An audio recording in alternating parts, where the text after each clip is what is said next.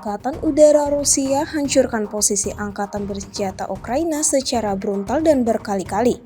Rekamannya ramai beredar di media sosial Telegram pada Jumat 13 September 2024. Awak helikopter Mi-28NM menyerang kendaraan lapis baja dan konsentrasi anggota militer Angkatan Bersenjata Ukraina di perbatasan wilayah Kursk.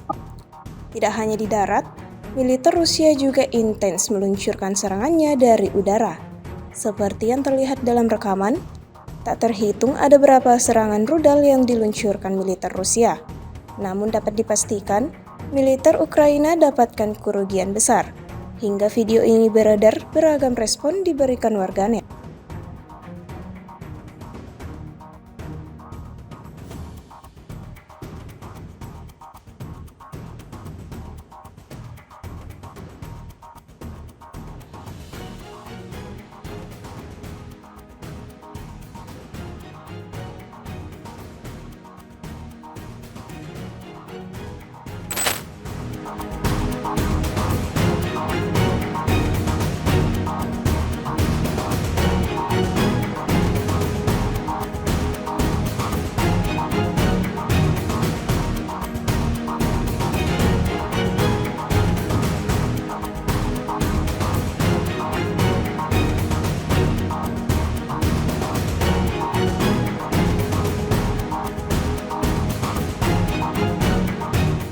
Download Tribun X sekarang, menghadirkan lokal menjadi Indonesia.